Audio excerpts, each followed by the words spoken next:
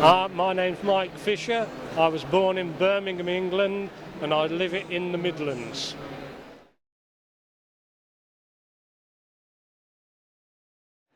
In the 80s, a friend of mine at work was doing his family history.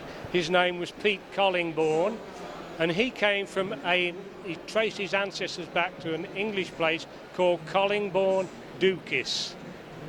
I, at that time, had the family Bible, and my tree was back to 1856 in the family Bible, a birth there.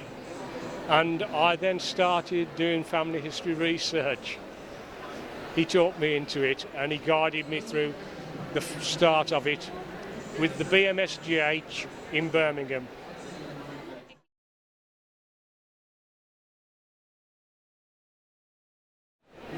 It started off with fish and roll films at the local LDS Family History Centre. Reeling back, spending evenings reeling backwards and forwards on films for births, marriages and deaths, buying certificates, waiting for them to come back in the post 3 weeks. And then it went on. I started, after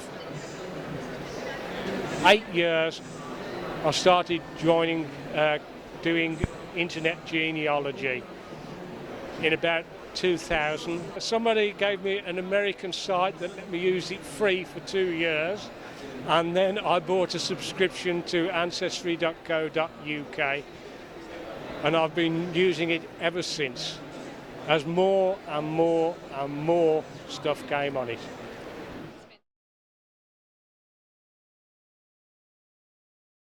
Right, I have heard a lot about DNA, and in 2005 I contacted the Fisher DNA search, and the chap said, "Oh, don't bother with it, you won't do any good." But I thought I would have a go. So towards the end of 2014 I started with Find My Tree DNA, and I did my own DNA and my mother's DNA.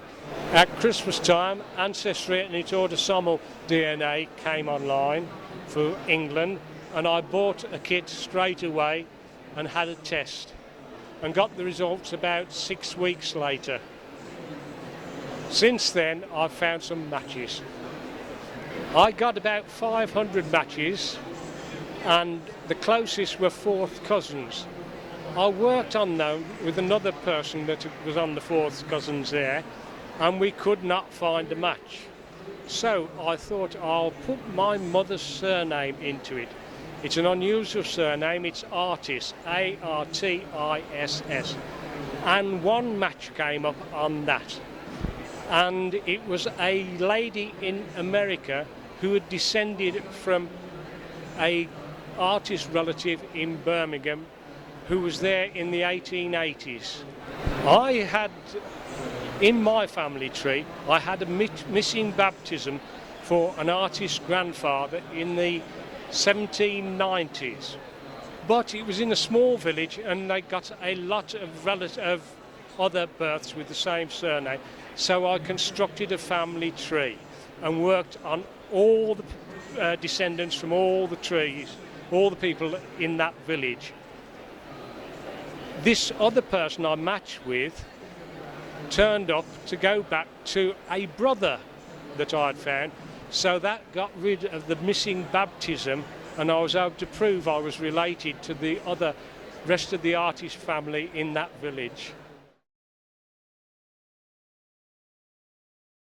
Yes, I want to find anybody who's a descendant of Peter and Rebecca Fisher, who were in Tipton, Staffordshire in the 1780s and moved to Oldbury, because the first child that they had in Oldbury is missing from the parish registers, and that's my great-great-great-grandfather, John Fisher, who was born in 1794, and I need to sew that up as well.